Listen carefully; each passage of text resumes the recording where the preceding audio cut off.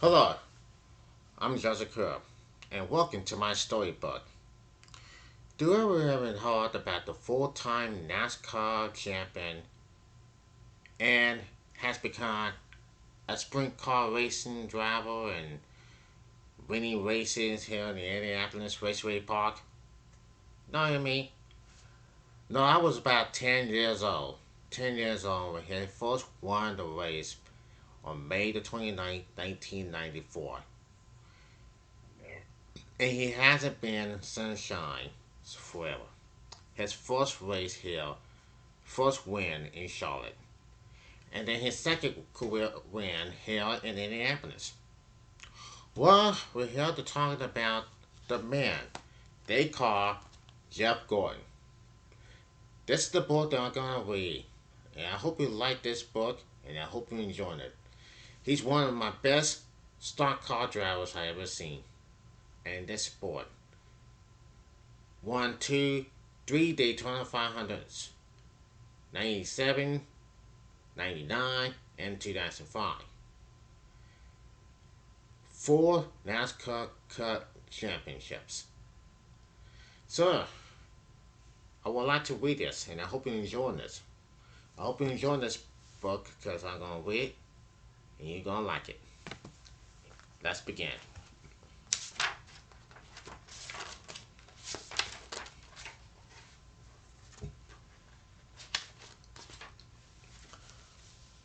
The Drive to Win. What's the most popular spectator sport in the United States? It's not baseball, football, basketball, or even horse racing. America's favorite sport is automobile racing. To the outsider, it looks simple. You get in your car, keep the accelerator, keep the accelerator depressed as you hustle around the track.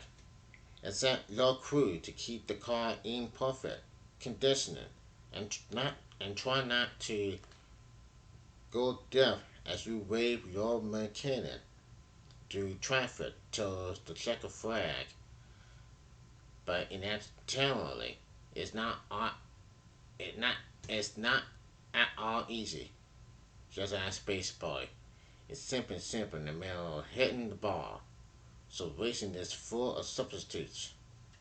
What does it take to be a world-class race car driver? The more you know about the lives of the greats, the more it becomes clear that each successful driver is an extraordinarily gifted with usual devotion, coordination, and the will to win.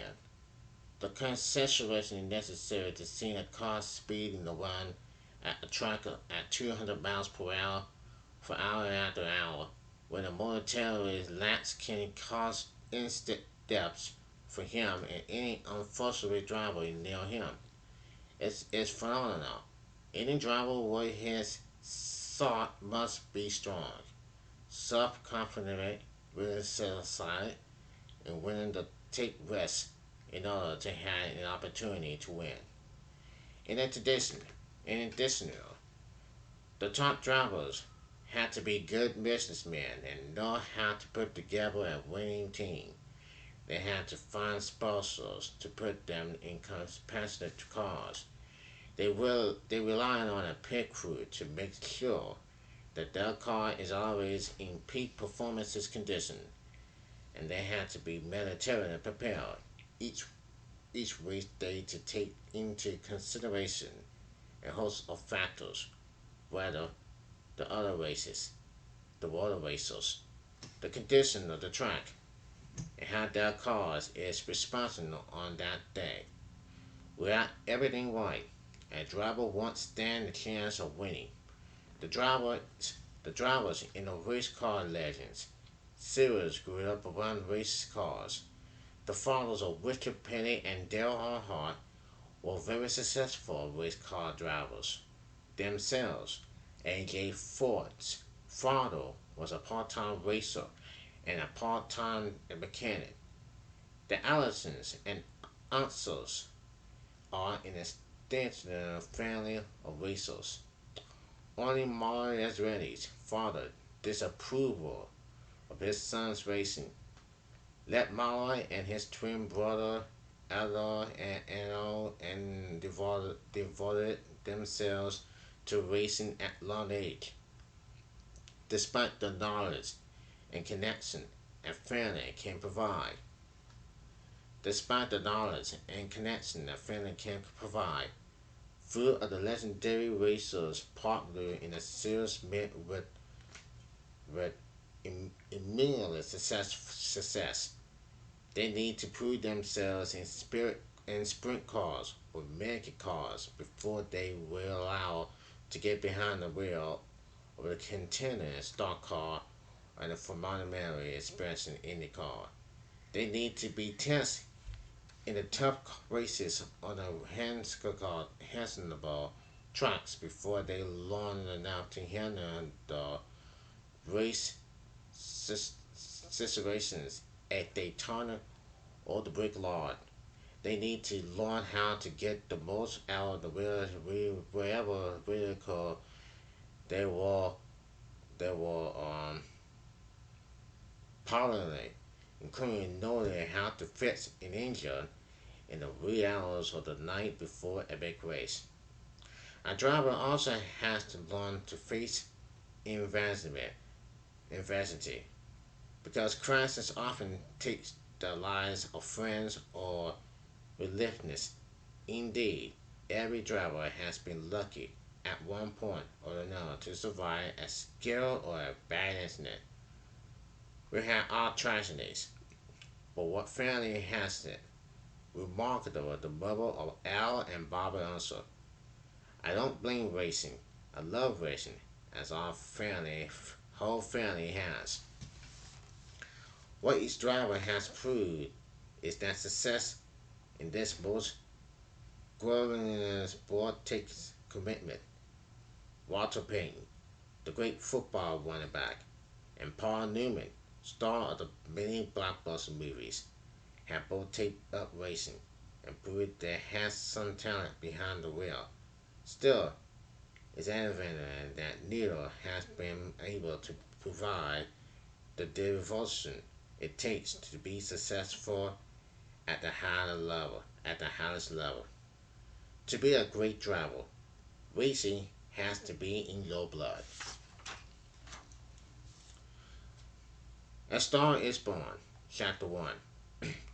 Jack Gordon, known to racing fans as the Kid, saw the white flag and knew he was about to drive the toughest lap of his life. But thanks to some great pit work, there was nothing left to beat except his own commotions. I was trying not to hit the wall from all the tears that were coming down my face. The kid was to say little.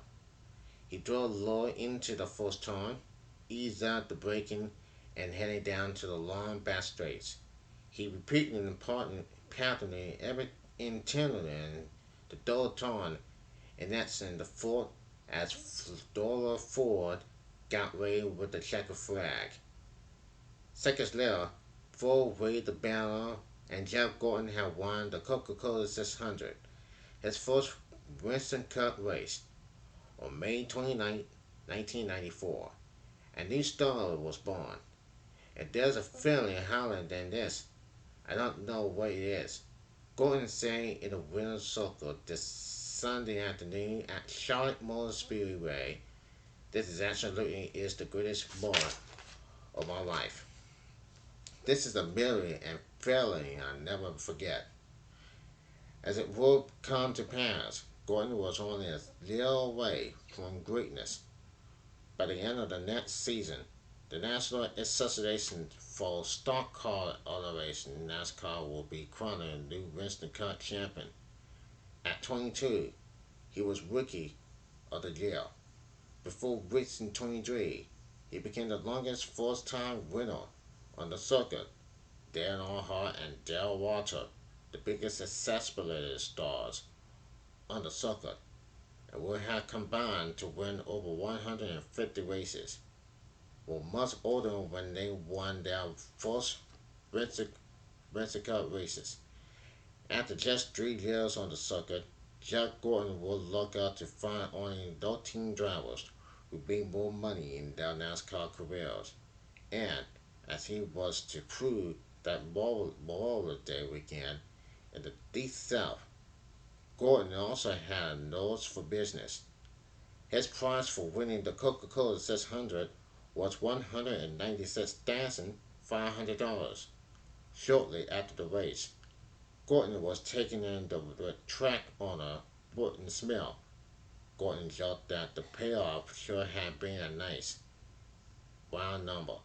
Smith reached into his pocket and pulled out a roll of money. He counted off 35 $100 bills and handed them down to Gordon. The kid's winnings were now around $200,000. But the kid did not keep a dime of his winnings. The money went right to cruise ship Ray Abraham. He's the one who made this happen, Gordon said. Abraham has proven Gordon with a terrific strategy and a fast car. From the moment he drove his Chevrolet limo onto the 1.5-mile Charlotte track, Gordon had a special feeling Joe Needlejack had posted the fastest qualifying speed with 180.252 miles per hour 15 minutes before as Curtis Gordon took his qualifying run. You don't know if you got a car capital or going for the pole until you drop the thing down into the fourth corner, he said. After streaking through the dogleg when the start finish line is located, Gordon reached in the short straight just before the first high banking turn. In a matter of seconds he knew I was smiling all the way down the back straights. He said he turned in the fastest time, clocking in an average of speed 181.435 miles per hour to win the pole. The inside position in the front row that effortless the driver is immediately at the start of the race. In doing so, he broke a straight hold that four drivers had enjoyed. Thunderbolts had started from the pole position in the previous 10 races, but winning the pole was a long way from winning the race. But Gordon had already known successful at Charlotte in years past. Gordon had finished second in the Coca-Cola 600, then sat on the pole for the fall race at Charlotte in 1993. Gordon had won a qualifying race in a week earlier at Charlotte. He had also driven his Chevy in the Western Select, a race 9 points race held a week before the Coca-Cola 600. Gordon's car was banging around a line as he finished 14th in the touring car field. They pretty much had to put a new nose on it, front fenders, and the right side. He said on his crew. They work until 3 in the morning, some mornings just to get it ready. We were happy to be the first Chevrolet on the pole this year, but also the first Chevrolet on Goodyear's on the pole, Gordon said. It was references incorporated to the most famous Chevrolet driver also in the race, Dale Earnhardt, and to the race to Blue and Tau rivalry.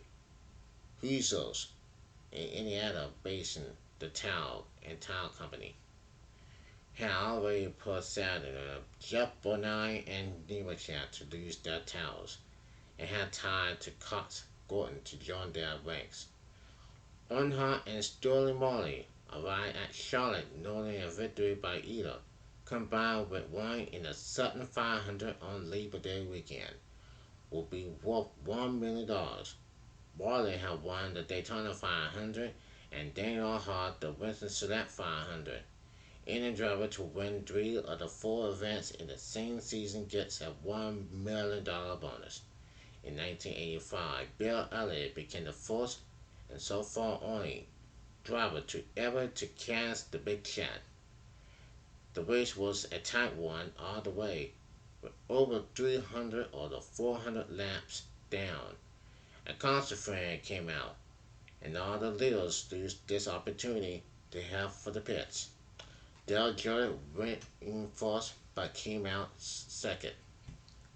A veteran equipped work by Rusty Wallace pit crew, regularly regarded as the best in the business. When the race went back to green on lap 324, Wallace Stanley pulled away from the lead pad. Jarrett, meantime, had his hands full with Benai and Gordon, with their battling out for the second. Wallace built his edge to about 2 seconds. Bodine eventually worked his way to the second, then began to slowly track down Wallace. At that point, there were 30 laps left, and it was apparently nobody could go all the way on fuel, and anyone's towels were becoming very warm. Wallace was the first to become in on lap 379, as usual. He had by far the best time among the drivers who made full towel stops, while all the leaders pitting for full towers and fuel. Ray Abraham had Gordon remain on the track. Abraham remembered a track that great Richard Petty used several times, including once to win the 1981 Daytona 500. While Gordon came in for his last pit stop, Abraham took a big gamble, giving him food and just two towels. If either of the two warm towels blew, not only would Gordon lose, he might also crash. Gordon cleans out of the pits and find himself in first place, $250 ahead of Wallace. He he tried. His towels held up fine, and all Gordon had to do was dodge traffic for the final 9 laps. After 600 miles spread over 4 hours, 18 minutes, 10 seconds, the kid won by 3.91 seconds. That margin of victory would definitely have been wiped out had Gordon stayed to get all the new towels in his last pit stop. It was a shady move to put just two towels on, Wallace said later. We really had them beat here bad today. It was almost disgusting how bad we had them beat. I never thought he'd try two towels, and I never thought it would work. I had to say Jeff Gordon outfought everybody tonight, says Jarrett. Fast forward, Wallace, figuring all the drivers were following his lead, wasn't sure whether to be upset or embarrassed about what had happened. He led for 187 of the 400 laps, easily dominating the race. And inside, he sure had seen two would, and we would have won by a ton, he said. But it was a pretty conservative move on their part. They did a good job. Bonai, Houston's point man throughout the season, will wind up third, or asked about Gordon. He just shook his head and said, I can't believe it. True to his character, Gordon wants no credit. I didn't know what they were going to do until they told me to leave the pits. He settled a strategy. In just his 42nd start, the kid was a winner in the most coveted races in the sport. I had nothing to do with it, Gordon said of the court in the car. It's an incredible feeling to get this far in your career. It's everything you ever worked for. I won a lot of races, but none of them have felt like this, he said, once again fighting back the tears. Number two, the key of Moses.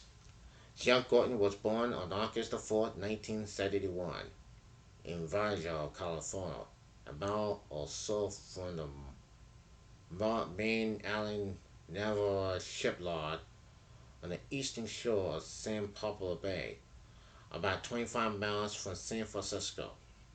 By the time Jeff was 4, he was involved in bicycle motocross racing, and his mother was worried. At BMX events, there were holiday kids away an ambulance at the time. Carla Beckford said she put a stop to his racing, but her husband, Jeff's stepfather, had other ideas. John Bickford, John Beckford, an auto parts manufacturer and a racing developer, bought Jeff a quarter major and tiny racing mechanic with a 2.85 horsepower engine. He bought a black one for me and a pink one for my sister, Kim. Gordon recalled I was 4 and she was 8. Upset at first, Mrs. Bickford, Mrs. Bickford soon realized it was a lot safer than the bikes. Still, Gordon wasn't allowed to compete until he was 5, so he spent years careering around a parking lot. Soon Gordon could be seen in competition, and all the family home movie shows a contest with little boys countering circling a small racing surface, keeping in their lines and following one another. Suddenly, into the right corner of the screen comes one vehicle going considerably faster than the others. The little gets a bit wild on a corner, leaving an opening on the inside. There isn't enough room to get on through, but that doesn't bother the little boy with the determined look on his face. Joe Gordon dives to the inside, runs over the tail of the lid, drives away, and leaves the rest of the field in his wake. By the time he was 8, Jeff Gordon won his first national championship in quarter markets. A little later, he would be beaten by boys nearly twice his age in go-karts. Big Four realized Jeff was an unusual talent, and they soon began a program designed to carry the longer Chaucer's greatness in racing. They ran 52 weeks each year and practicing 2 or 3 times per week. We were the wiser Pearson of Quality Markets, Big Four told Sports Illustrated, referring to the great Andy Connor. When Jump moved up to the 10 horsepower go karts, parents of the other races figured he was lying about his age and really was about 20 but on the smallest side.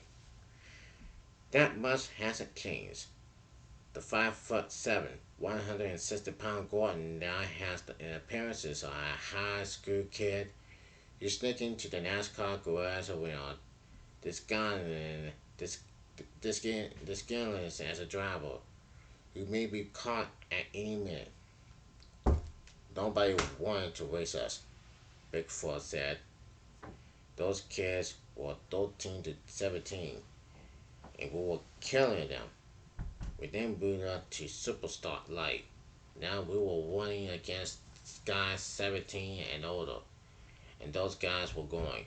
There's no down old kid gonna run with us. Get out of here.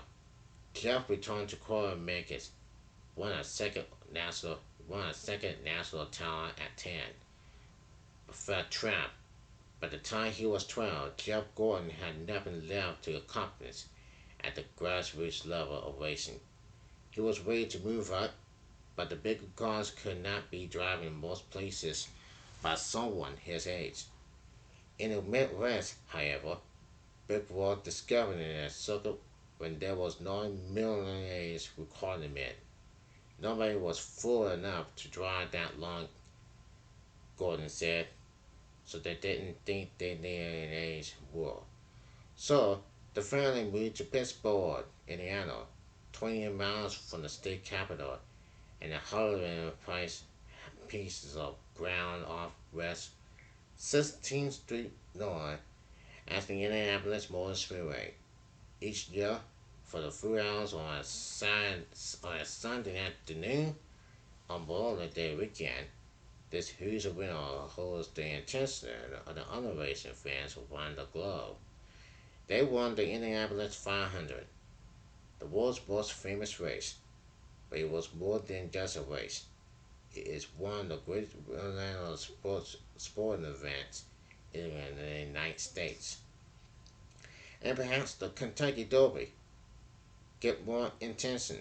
Neither, however, draws crowds in excess of 400,000. 400,000. None of this can be lost on a kid growing up just down the road driving midgets in sprint cars that are the providing ground for the luckily few who work, who one day graduated to the big leagues or open wheel races, the Indy cars. Jeff Gordon was no different than most of the other local kids interested in racing. Perhaps the only Perhaps the only one thing that sets him apart from them was his early start. At 13, Jeff went to war in a $25,000 sprint car John Bradford built for him behind the wheel of one of those 650 horsepower monsters. Gordon was now light years removed from the lawnmower type engines he used to race to his early victories. At 14, he was driving sprint cars at places like Winchester, the Indiana short track, whose fast and high banking layout offered an feature on ESPN's racing series.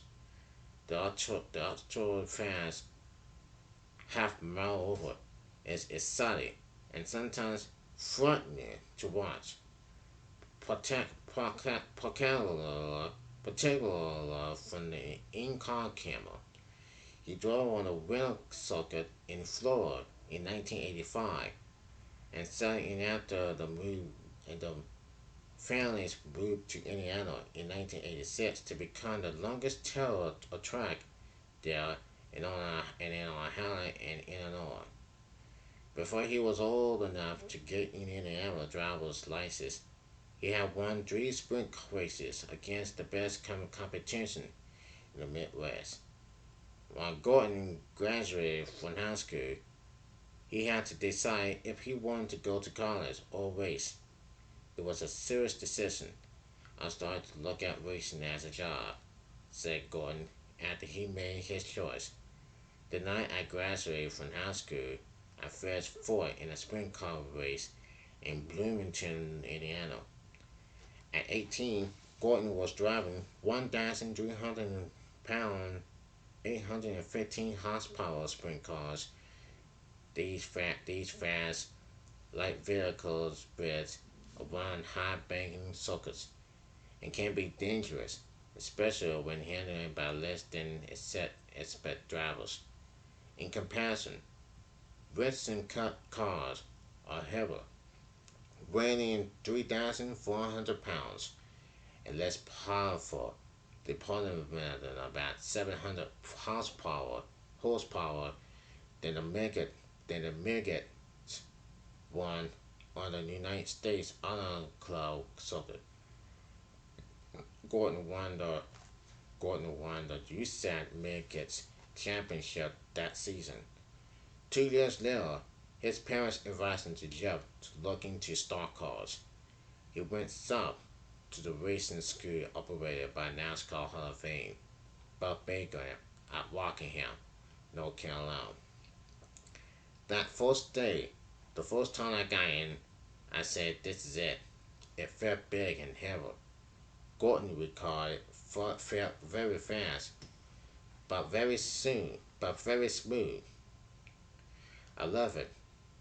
By 1991, there was little doubt Gordon was well on his way to the top of his profession.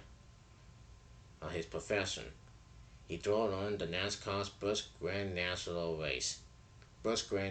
Tour, just a level below the Helen Wilson Cup division, driving for owner Bill Davis. Gordon continued his run of the early Dynamites, winning the most serious Rookie of the Year award. At the same time, he won USAC's Silver Crown Series for the open wheel cars.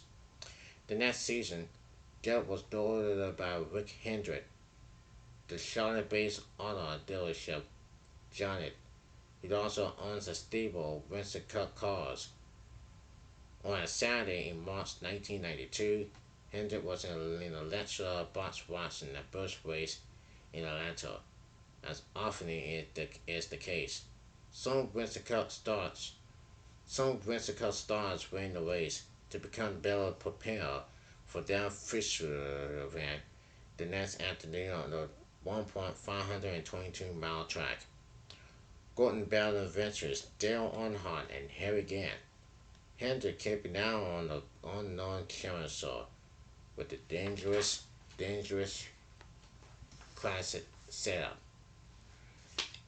Gordon was loose and fastened up the corners, running with his nose and the brusqueness as the ragging edge, going as fast as one came out to the point of losing control.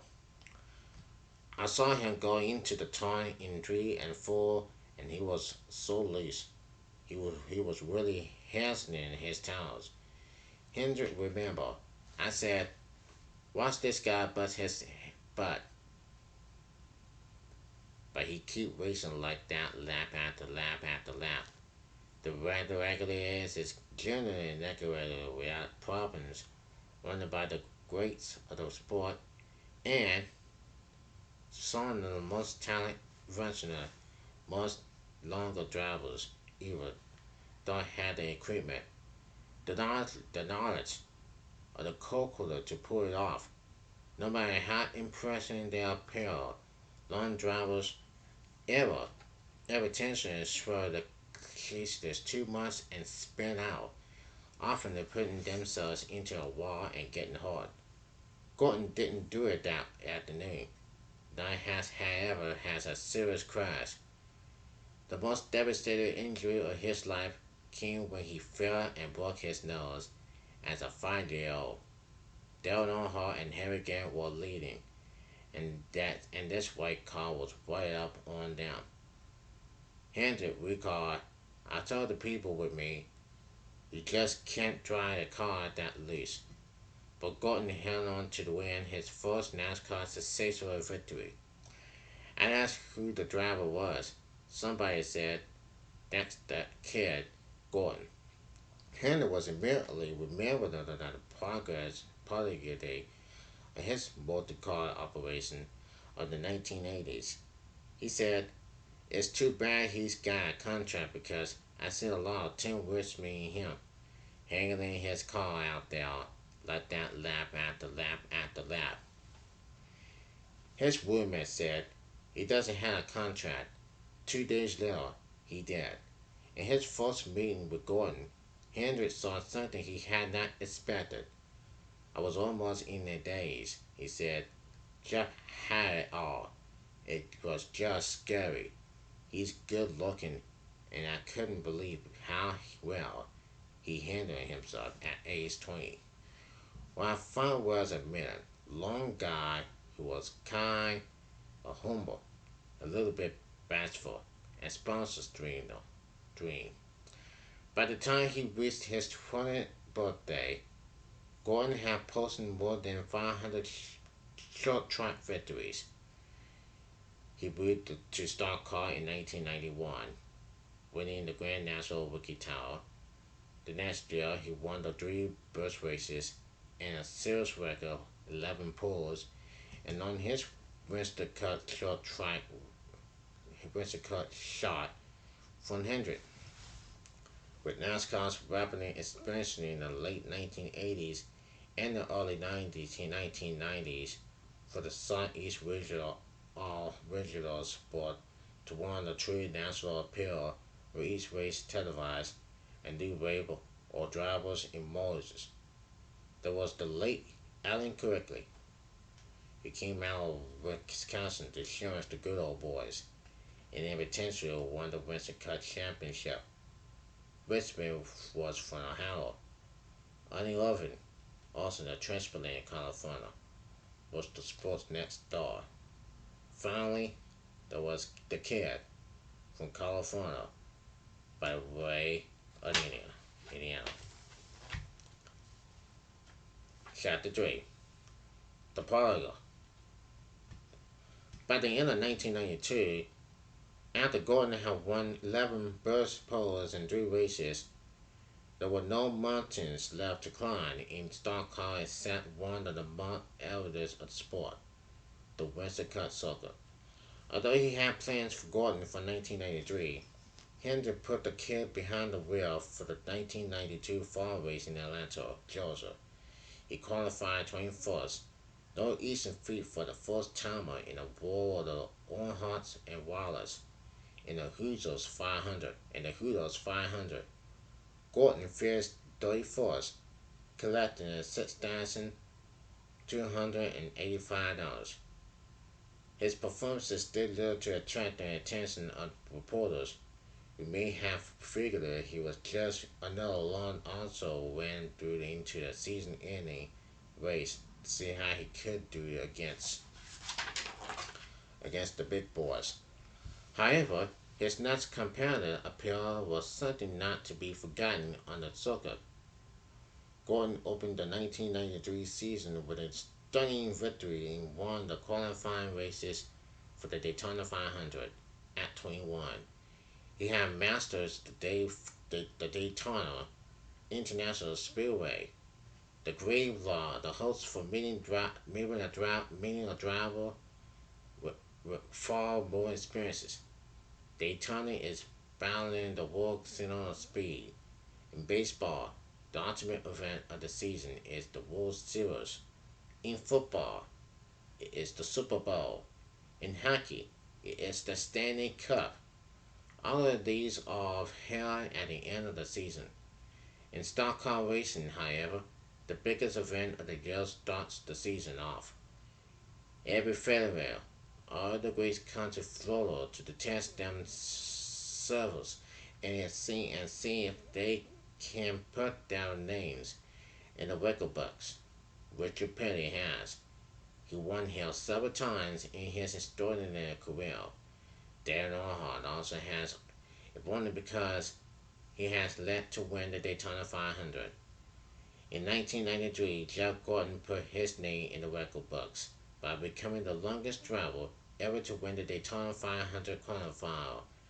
He eased the mark set by John Rutherford, who later went on to win the 3 Indy 500s.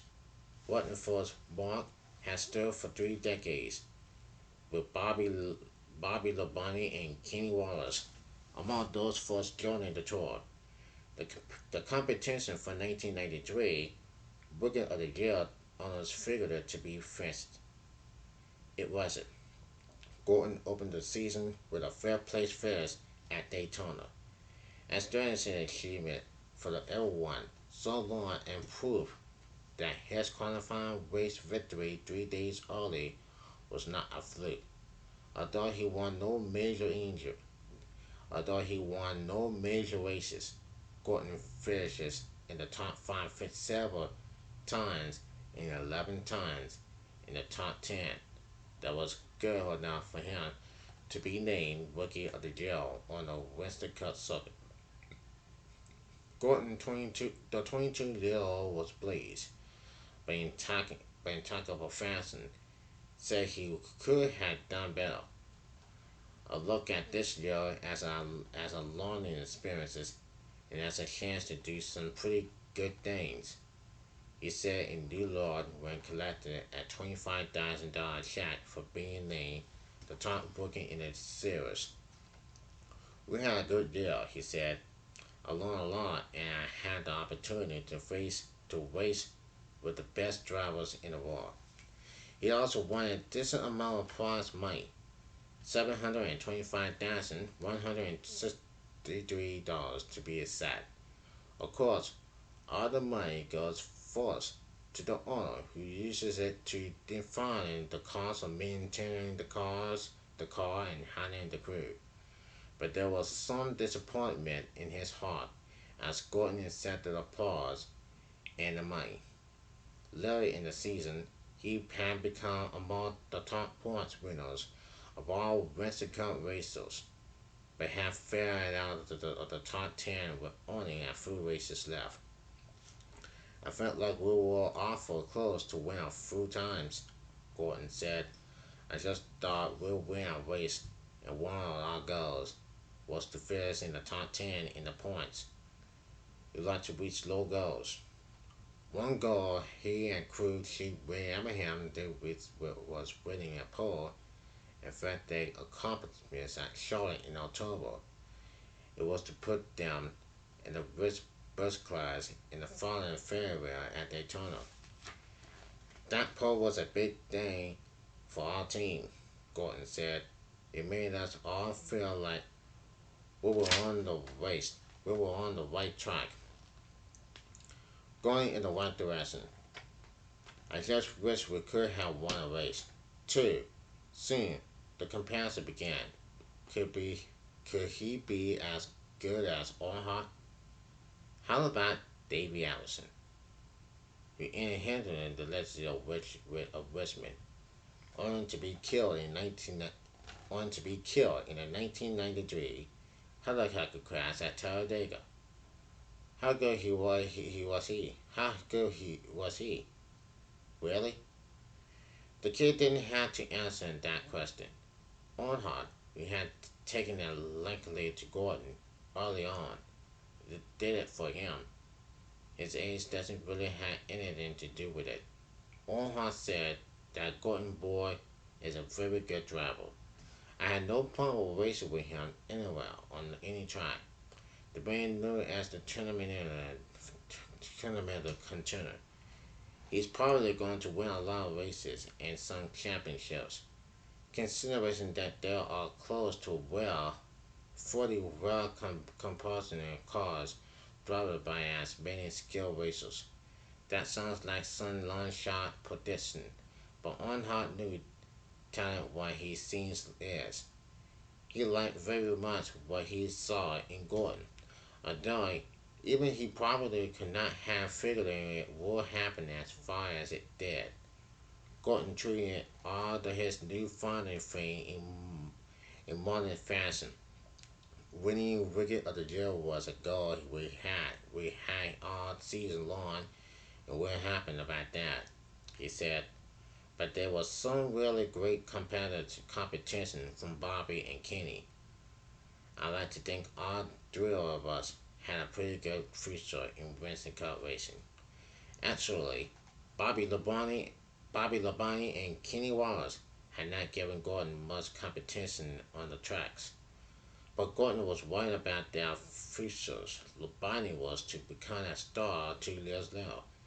And although Wallace has led to win a Winston Cup event, he is considered one of the better longer drivers in the series. Compassion don't sit well with Abraham himself, a former terror in the modifying division in his neighborhood, New Jersey. I don't think it's fair to compare great drivers against each other, Abraham said. No one is great across the board, except maybe Dale Earnhardt. But there's only one of him. Jack doesn't like to be compared to other drivers. Abraham continued. He doesn't like to be compared to Richard Petty or David Allison. It's not fair to Jeff or those guys. He's trying to be as humble as he can. He'll tell you he does it. He doesn't have God given talent. He'll tell you he's just driving and races cars, driving race cars all his life. Still, the kid can't escape those comparisons.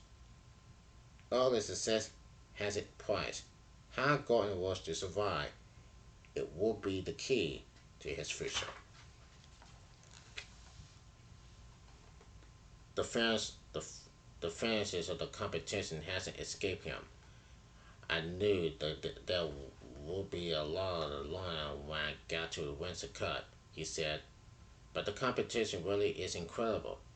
You can't do everything right and still wind up finishing on 6 or 12 because there are many other guys are having in the racing books, great races. But we do have great honor and a great race team, and our goal are to be competitive, win some races next season, and every chance to win the championship. At the time, such talk may have seemed like wishful thinking. It wasn't. I can't wait for next season to get started.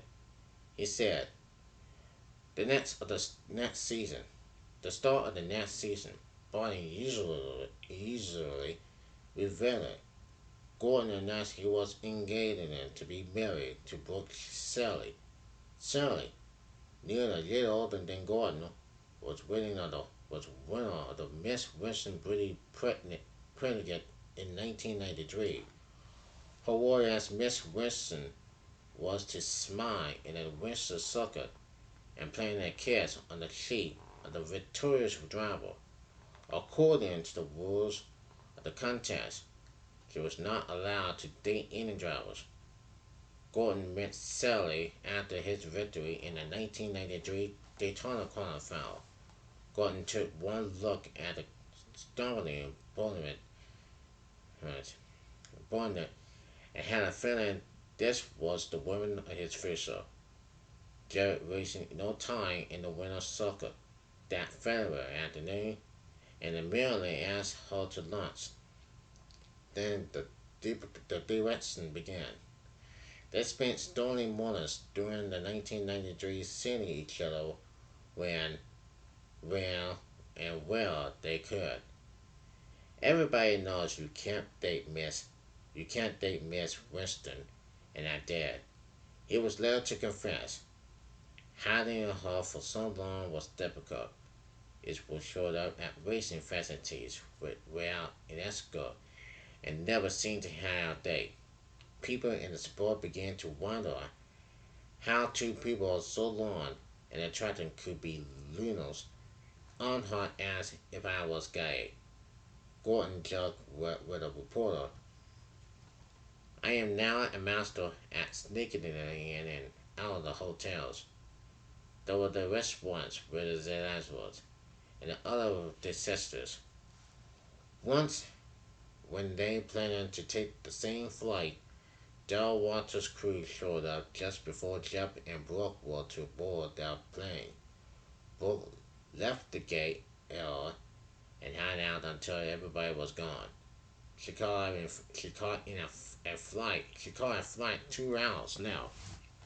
She proved to be more than a pretty face and sterilized influence on the longer star. Brooke became Jeff's good luck charmer. Ever since Brooke and I have been able to tell people we were dating, and then tell them we're married, it seems like my luck has changed.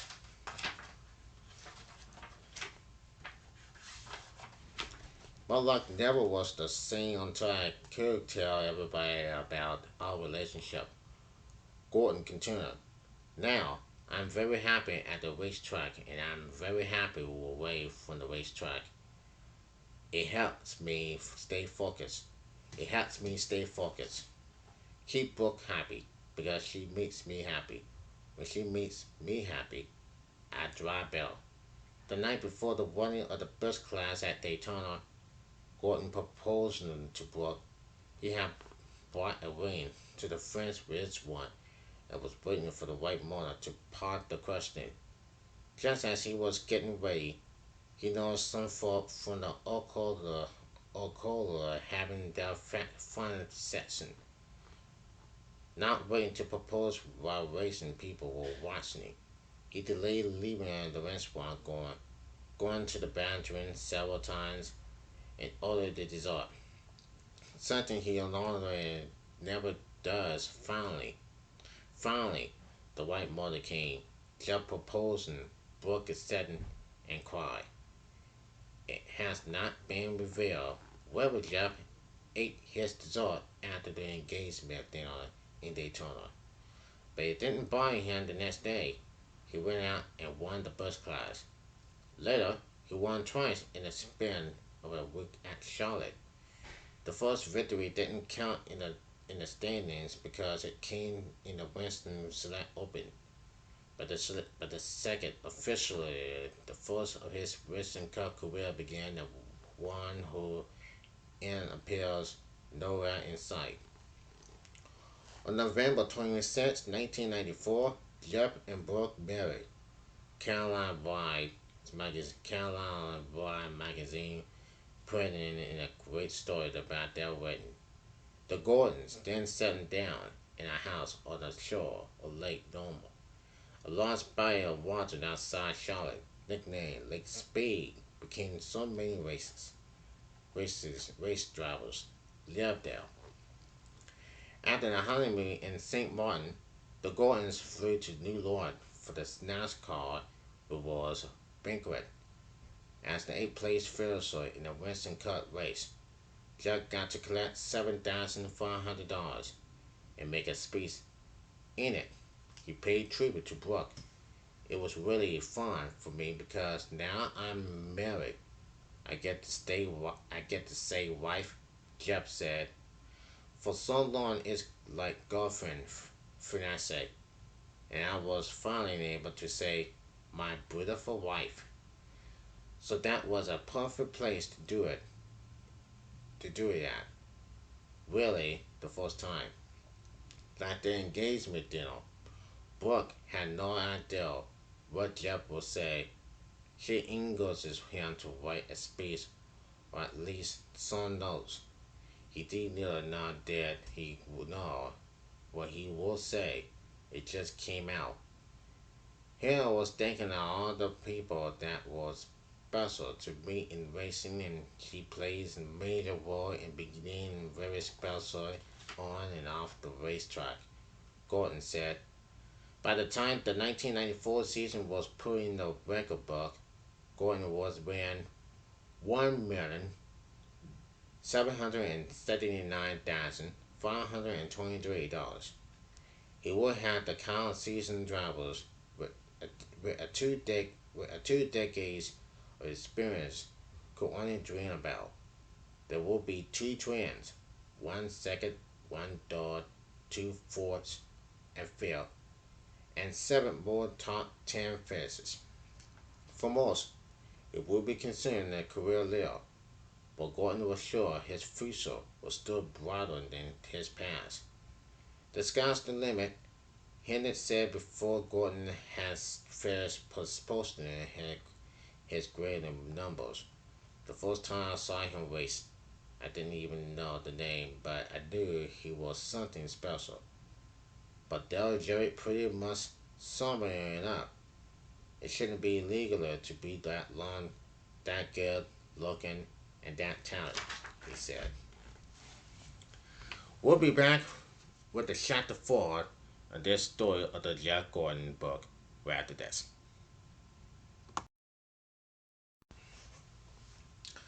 Welcome back to this story of this book called The Jack Gordon. Now let's continue. Chapter 4 The Brick Lawn.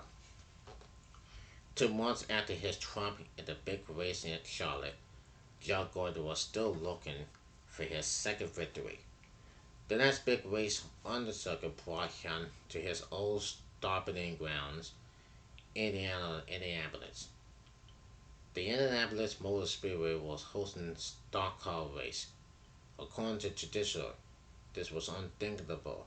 The stock cars cra- had their carriers Daytona 500, and the open wheel mechanics had their beloved Indianapolis 500. Case closed. But the business ends on the underration finally upheld its tradition. And 85 years after it was built, Indy became the scene of the battle among Chevrolets, Fords, and Pilots. And Win Hill will provide more than executive among stock car fans. History was to be made that first Saturday in August of 1994, someone will get his name on a trophy as the winner of the inaugural Bricklaw 400. This was this one will be the most talked about, most wanted, well in tennis, and richest and most circus stock car races in history. The Indianapolis track seats more than 250,000. Daytona International Speedway, limited by outside factors, seats less than half that number. Organizations closed the infield, leading some people to speculate that the speedway didn't to be embarrassed by having the largest crowd ever at the home of the Indianapolis 500, showing up for the stock car race.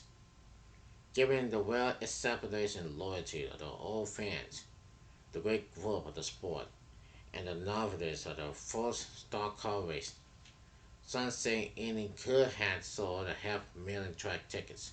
Still, the $3.2 million purse surpassing the record of $2.75 million payout of the Daytona 500. So NASCAR's richest race was no longer the Daytona 500, but knowing that was of any interest to the other drivers sought to make the 400 car fair for the first Bricklaw 400. Joe Gordon had other reasons not to care about the dollars. His place in history was more important. I live about 15 or 20 miles from here out in Hendrick Country. I went to Troy West High School and graduated from there. Gordon said of his roots. To make history here in NASCAR is more than a dream come true. This is one of the greatest things I ever done in my life. To see all these fans who come driving down that front straightaway is just the greatest thrill ever. And this was still days before practice began. If it was just another race, everybody wouldn't have been up there here testing it so much. He said, were we drive out there for the first time, that's when the chills will start going up my spine. For the crowd, it was too little. It was to be a little different until they realized what they were seeing. They were quite enthusiastic went to the show on that one Saturday afternoon. Gordon, he learned that day was to be discovered by millions. Stage of the great battle on the oven. Most of the final 20 laps was an all outdoor between the kid and the driver once car swerving, swerving the oven because he kept racking fields. Now, Over was leading in the points ranking just as eagerly as the longer losers to make history.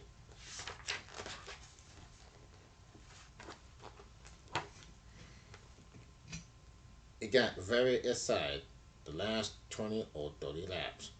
Gordon recalled, I didn't know what was going to happen. Each time they traded leads, the car in front would be getting loose as the traveling car took air off its rear spoiler. Less downforce means a fast but slippery ride. When I was leading, he could get right up on me and leads me up, and I had to let him go by. I had to let him go by, Gordon said. But the thing was, I could do the same thing again. I could get right up on him and lose him up. He did just that, all the time hoping he could somehow get away from Owen. Arnie and I, man, we had one heck of a race. The last guy I wanted to race at the end was Arnie. He's so tough. Finally, Gordon showed the wisdom below his nails. Well, we just coming down the laps because it wasn't doing me any good to be in front of him. But I thought maybe I could help wear his towels out a little bit and wait. Drew told us to end on and get him on him. As the laps wound down, crew chief Ray Abraham was trying to help Gordon with his strategy. The kid's going to take one more shot at him, I hope. Gordon did just that, moving alongside Norman on the backstretch on lap 156. Both cars stayed side by side until Irvin slowed suddenly, his right front tire cut and his hopes of victory gone. With 4 laps to go, maybe five maybe, I drove as hard as I could in on him to try to get him loose. Going into the corner, not to spin him out or anything, Gordon said. Then, all of a sudden, I saw him fall back, over regretting, and then the girl was over. The tire went down and jumped past under me. He said, I turned into the corner and it didn't turn. The good Lord was watching over us and keep us from hitting the fence. But I guess he can't keep us from losing the tower. 2 weeks later, I will find out firsthand how dangerous it is to lose the tower. He was in Mexican, practicing for the GM Goodwin's Dealer 400. Again, he lost the tower. This time, the white front one blew out when Owen's car was traveling at high speed. The intruder crash nearly cost over his life. His successful return to racing is one of the most heart-running stories in the history of the sport. But after the race on August 6, 1994, this battle seasoned us in Suzo, especially his non-concord. The hell of it apparently, he was like any rookie, always said. He's made mistakes in the last year and a half, but there's another guy in the garage who doesn't think he has a lot, a lot of raw talent. He's already done things in the age when most of us were not even sitting in the racing car. And now I'll be racing him most of my career. Hundreds of thousands of people were on their feet, standing and cheering when Gordon's Chevrolet crossed the 3-foot strap of the narrow bricks that marked the first line, as Gordon drove slowly down pit road towards victory circuit. This is a crewman from the other teams gave him high fives and raised thumbs and victory signals. By God, we got a great driver, Abraham said. The kid is just phenomenal. Hendrick was probably less surpassed by the victory than anyone. I think Jeff grew up way before this race, he said. But he's matured a lot this year.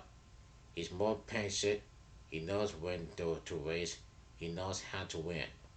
Gordon faced 4 car lengths ahead of Brett Bonai. Brett will be remembered for his celebrated late race bumping incidents with his brother Jeff. This reminded us of the old locals of the Allison brothers, Bobby and Donnie Wood, and generation before had often neglected others' cars in the name of the competition. Evidently, Brett spun his brother Jeff out, making it easier for Gordon to win. The only car I was worried about that was the number 7 car, he said Jeff Bonai. he said Jeff and I. You know, I saw him had his misfortune, and I thought, well, all I got to do is be nice and smooth and ride out from here. It didn't work out that way, but Owen's talent problem took Gordon's last serious threat from the race. Not only he, not only did he prove him he could win the most famous racetrack in the world. Joe Gordon also showed how to hide his emotions a little bit, unlike his win in Charlotte. This time he did not sit in his car counting on the national television. After crossing the finish line at the brickyard, Joe Gordon took not one but two victory laps. He got out of his car all smiles. That's why I took an extra lap, so I could wipe all the tears off my face. He admitted, I can't control my emotions at the time like this, but I don't want to be known as a crybaby all the time. Excited as he was, Gordon made no intent to say the brickyard victory was the biggest of his life. When I won at Charlotte, that was a great thrill, he said. I wouldn't have wanted to win my first race at any other place than Charlotte, and I wouldn't want to win my second race at any other place than here. Winning in that race at Charlotte prepared us to win here. I don't think a guy who wasn't won a race could come here and win this race. He also thought the fact that no one had any experiences on the inner racetrack gave him a better chance to win there than at any of the old tracks on the circuit. This was a track with no history of Winston Cup races, he said. It's tough to race on those tracks when all those guys have been racing for so many years. Right now, we're just learning the ropes, learning the racetracks. As he was going up, Gordon hoping for the victory celebration at the Indianapolis Motor Speedway, but he didn't think he'd get there in a stock car. After all, it wasn't by accident his family wound up living less than a half hour from the track. That's where he had to become a race car driver. They figured any cars were to be his ticket to stand there. I didn't grow up around stock cars, Gordon said.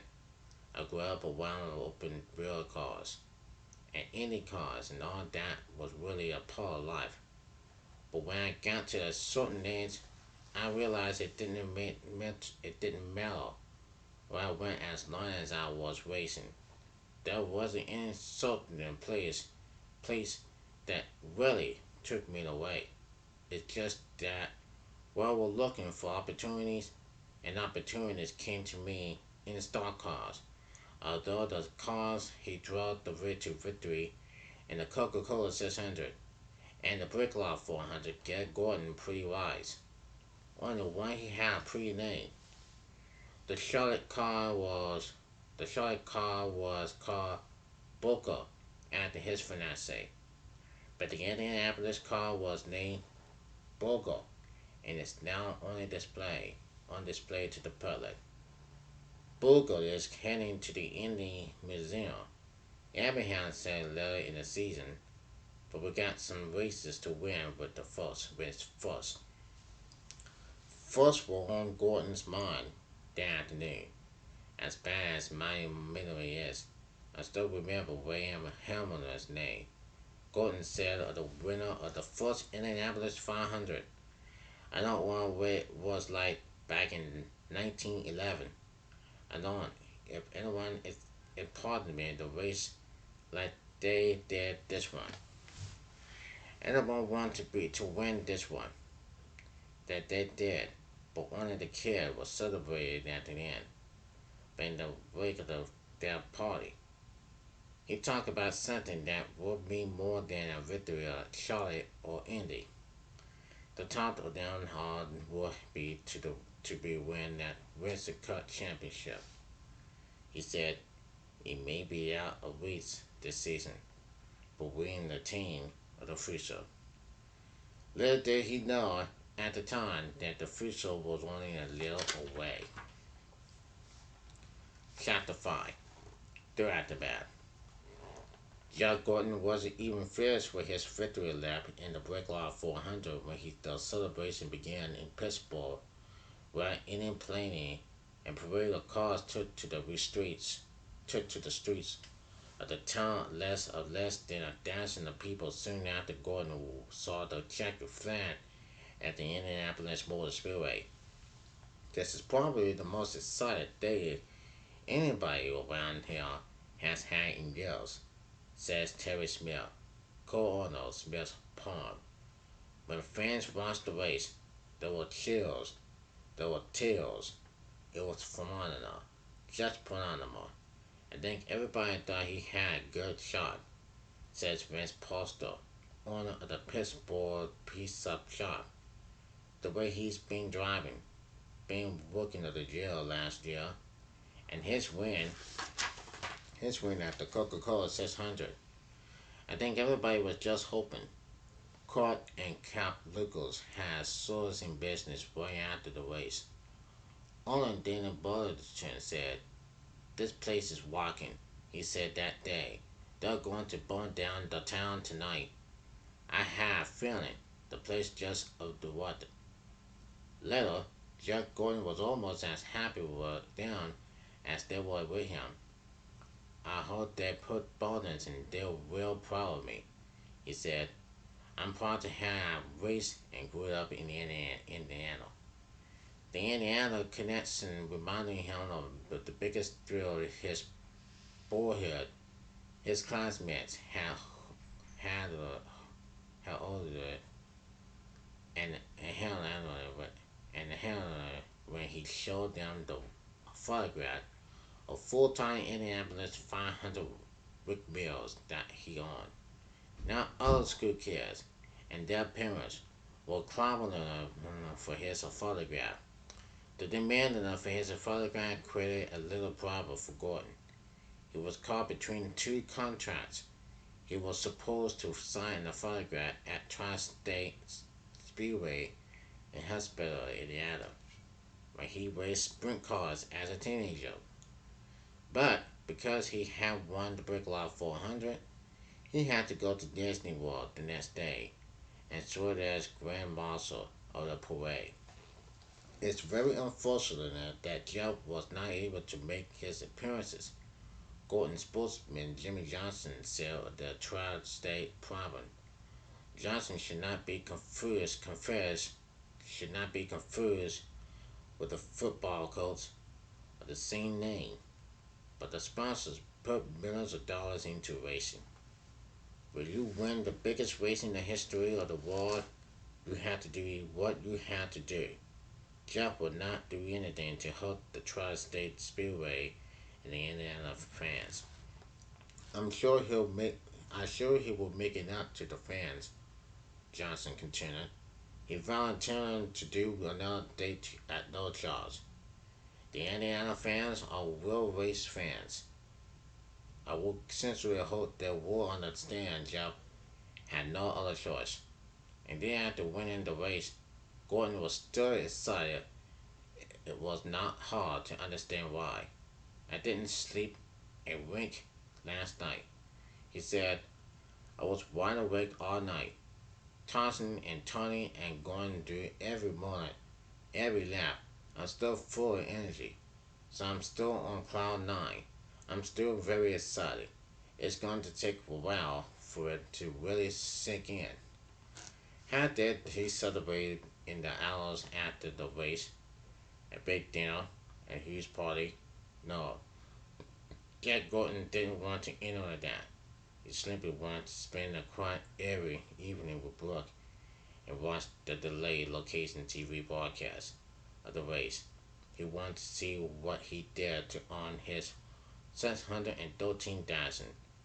We didn't know what we wanted to do for dining, so we ordered a pizza, Gordon said. Terry Labine was in a motel and he called me and asked what I was doing. I told him we were grading. We were getting ready to eat a pizza and watch TV, and he couldn't believe it. He thought I was going to have a big party or something inside. The excitement was winning in that race. I guess Brooke and I wanted to talk about it and enjoy it with each other. The pizza was very busy when Gordon's order came in and said there will be an hour and a 45-minute wait. Brooke and I was starving and we didn't know what we were going to do. Gordon remembers, and that's what was talking in so long. And they said they just had that race over there. And at the racetrack, I said, does it help if I'm the winner of that race? They said to hold on and wait to get another guy. He said, Mr. Gordon, may I help you? Asked if there was any way I could get a pizza before 2 hours. They said they'll see what they could do. That pizza showed up in about 25 minutes. Again, then a big trip. I felt like I had a little too spilled that day. Later, Miller George, the chairman of the track, and a mother of the president, Tony George, invited them over her home to watch the race on TV. They had a bunch of celebrities over, Gordon recalled. I didn't want to turn her down, but I was relaxing, watching the race. Soon, the Gordon in fact reaching in a ballon the spot. It was felt in the post office. I never knew a letter could get to me just saying Jack Gordon, race car driver, and showed up in my box. He said with a laugh, the federal government has discovered him and now he was the new darling of the fans. He had more people visiting him before races than ever before.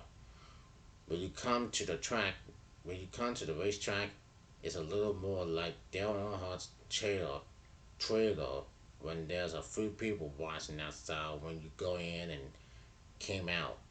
He said, I don't know if it's a highlight, but it's everything you could ever dream for or ever wait.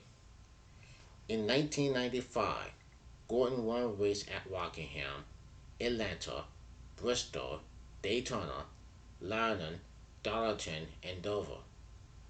The number of people showing up to shake his hand, ask for the photograph, or simply watch his moveless driving were increasing with every outlet. Later, Gordon joked that one advantage he had over the other drivers was that he had learned to let the feel when playing video games. Dale Earnhardt and the other old timers, they would never play video game or had learned alcohol. Whether Gordon keeps up several of his loopful habits. Of course, the kid had actually learned to drive the hallway. On the tracks, partly go-karts, quarter gets, sprint cars, or whatever vehicle was available to him. Chapter 6. The Champion. Dale Earnhardt has even more nicknames than Gordon.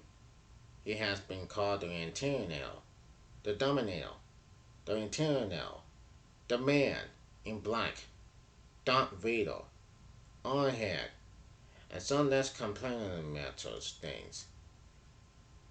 At the racetrack, there are two groups of fans.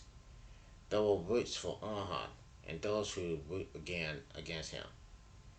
Earnhardt fans often try to mimic him, wearing the shirts, hats, and other escort associates items that he seems to favor.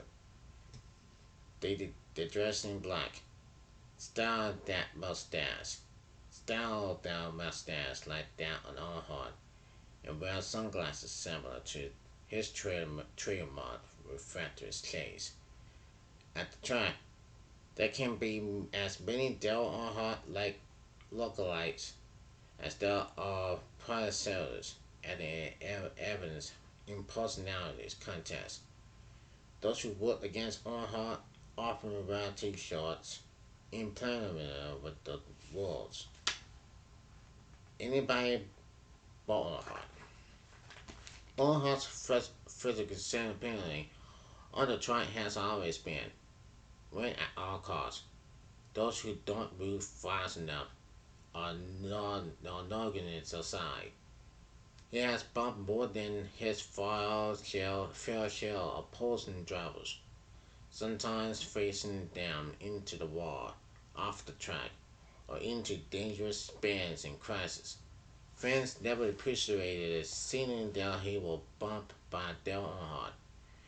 Earnhardt has been the most successful stock car racer since the legendary Richard Petty, but he has never been as beloved as the King, who was largely responsible for the rising of the power level of stock car racing.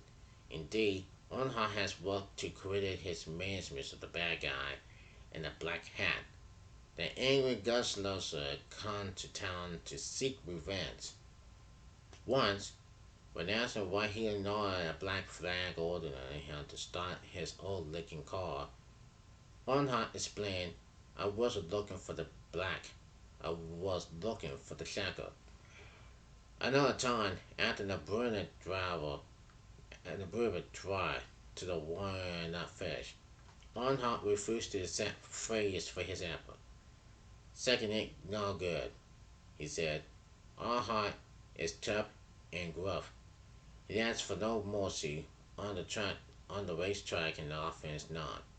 He is the genius superstar of his time, and perhaps the most conversational driver ever. It also happens to be one day more, as even many of his critics will concede. Dale Earnhardt is arguably the best driver in the history of the sport. Others will argue loud and learn against him because they don't like his rough driving tactics. Earnhardt has had one major failure. He has never won the Daytona 500, the greatest stock car race of them all. He has trailed 17 times, with all kinds of bad luck keeping him from a trip to the winner's circle. Once, he dominated the race for 499 miles, but he went over the broken part of the track and blew the towel with 1 mile remaining. Like him or not, no one will call down Earnhardt duel.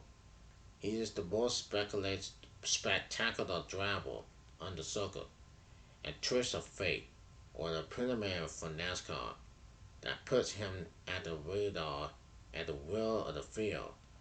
Our race brings excitement to crowds with 100,000 fans because most knew what is to follow. One of the drills of the Winter Cup race is to watch the black number 3 Chevrolet whirl through the 42 car pack.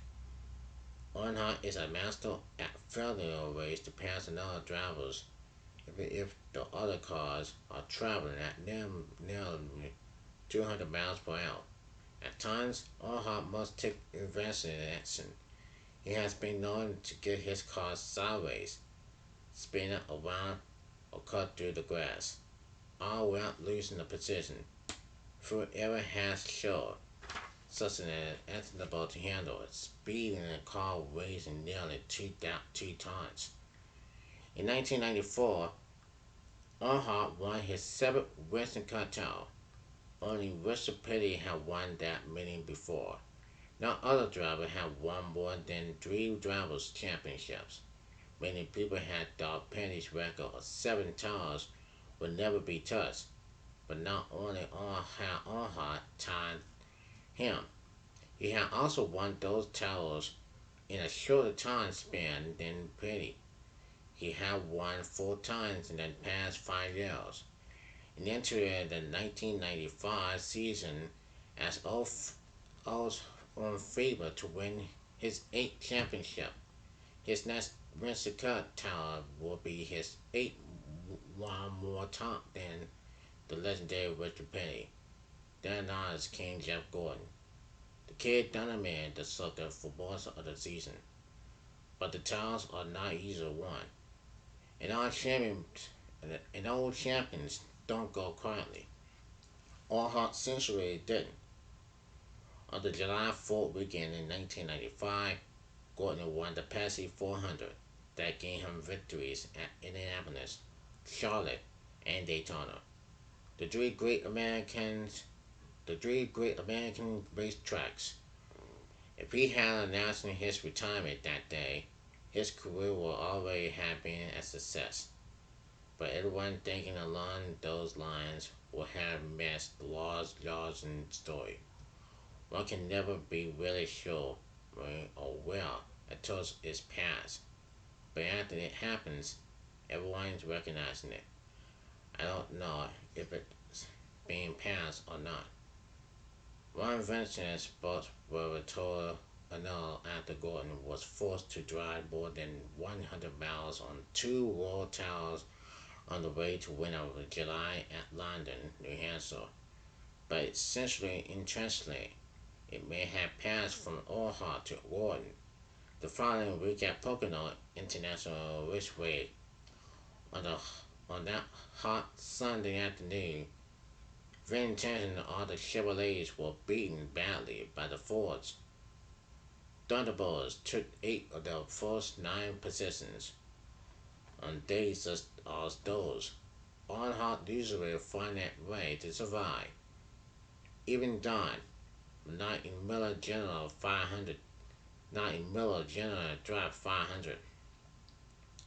Since St. Carl, St. John, Earnhardt said after the 220th place finish left him 164 points behind Gordon in the standings. I am so disgusting and frustrated and agony. Earnhardt and Chevrolet's Sterling Marley and Terry Labonte were no factor. But one Chevrolet didn't follow us. We did not have second place car all day long. Gordon said after the Earnhardt like effort on his backhander Chevrolet within 80 feet of his third straight victory. He was only 5 car lengths behind the third Dugan board of Dale Jarrett when his second fire wave after the venomous effort. Gordon finished second, but assessably he could have borrowed from Earnhardt. Gordon blamed himself for not winning. We had 2 tires stop and I totally fought by it. He said, I was just sitting down, taking a drink. They dropped that jack and I started it. A month earlier at the same racetrack, and poorly executed shift cost him an almost century victory and 60 points. In other years, that type of error would have been carved to forget. But in 1995, Gordon overcame errors acceptable and while his teams refused to lose opponents to a commanding lead in Winter Cup points by mid-season.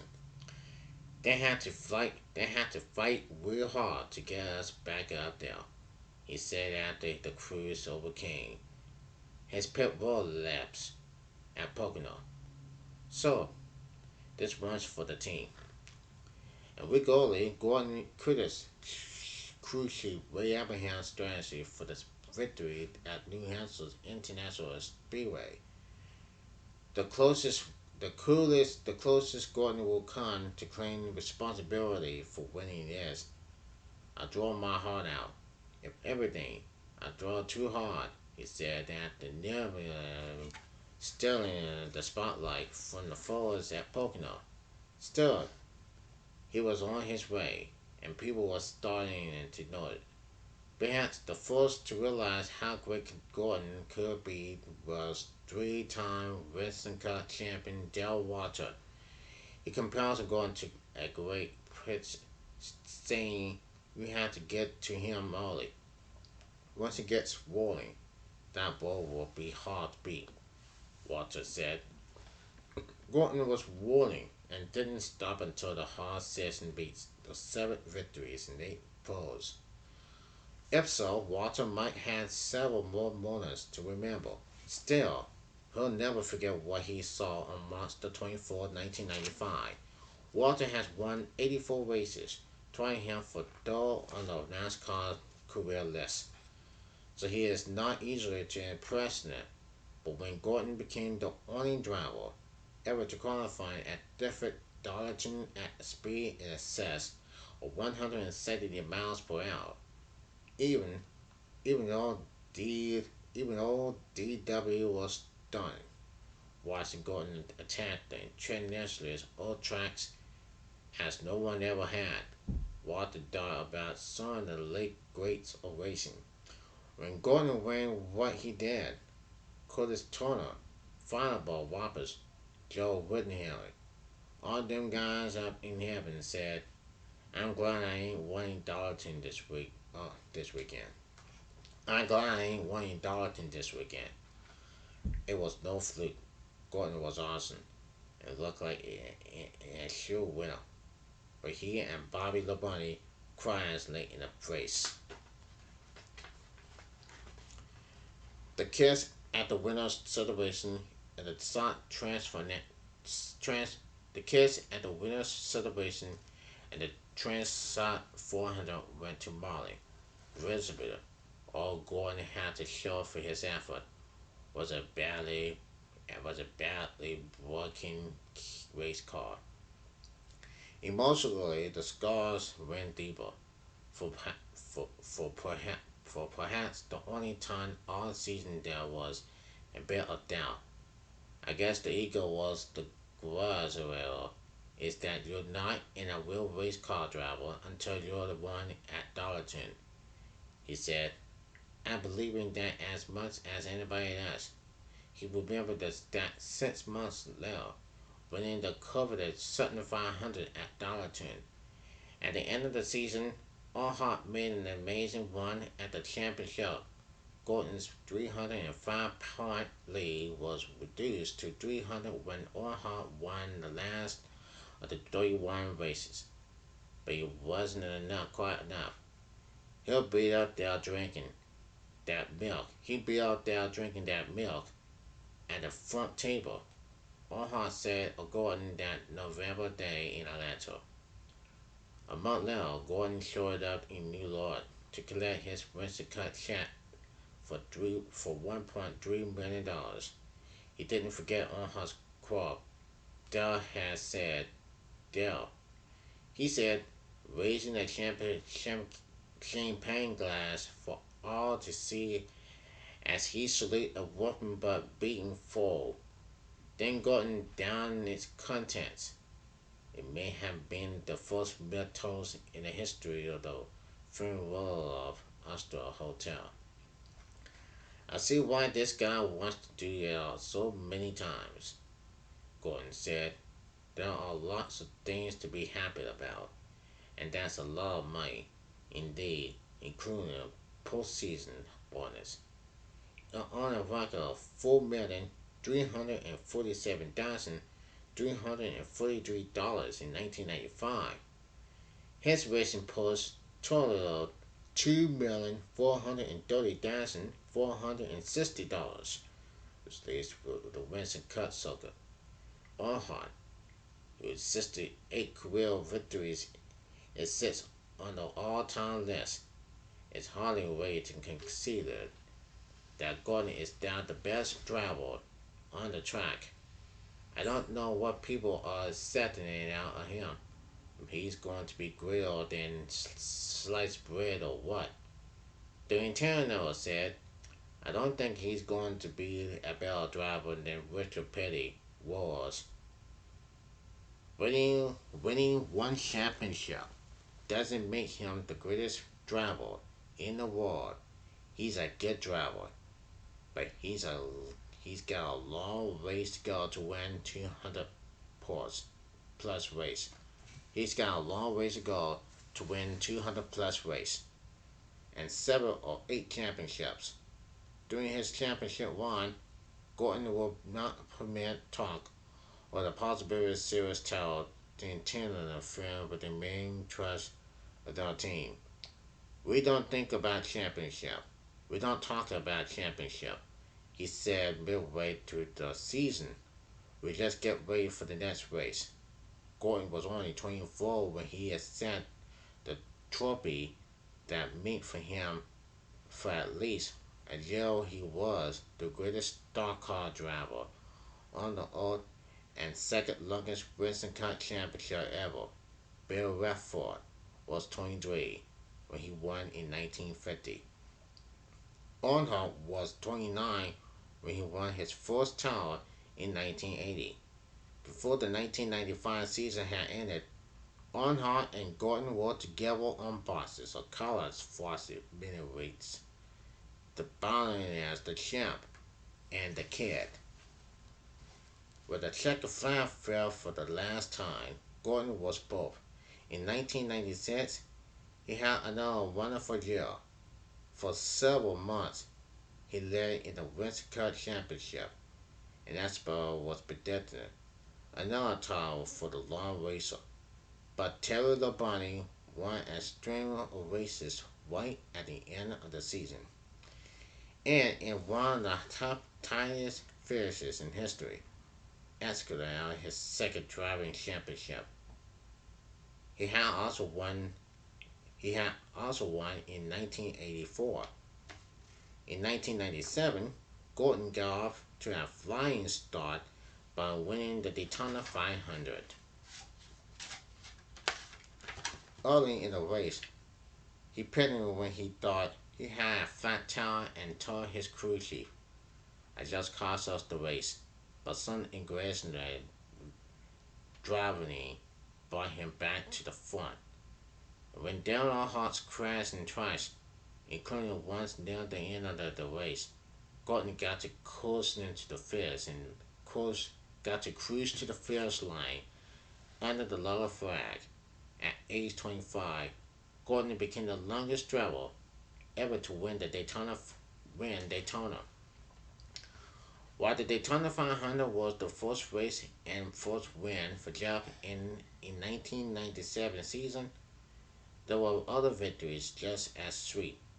By winning the Winston Cup Millen, a series of three of the most accoladed NASCAR events, the Daytona 500, Coca-Cola 600, and Sutton 500. Jeff joined Bill Early as the only driver to accomplish the feat since its conception in 1985. In total, Gordon won 10 of his 32 races in 1997, won over $6.5 million, and took on his second racing cup. Jeff is making a difference on and off the track. Despite his busy schedule, he gives back to the community through the Canton environment while Easter salaries.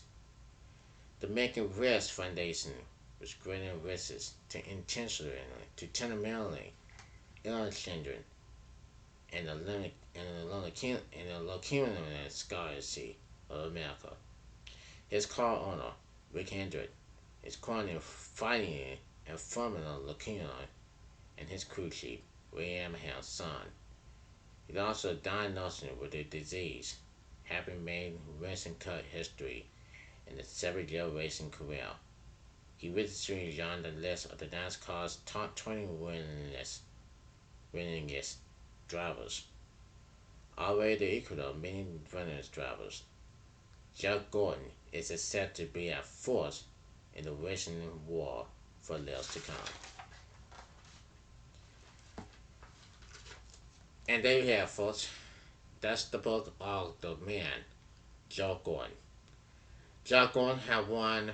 Keep keep moving on. He won 3 Daytona 500s and 4 NASCAR Cup titles. His retirement came back in 2015, but in 2016 he moved on.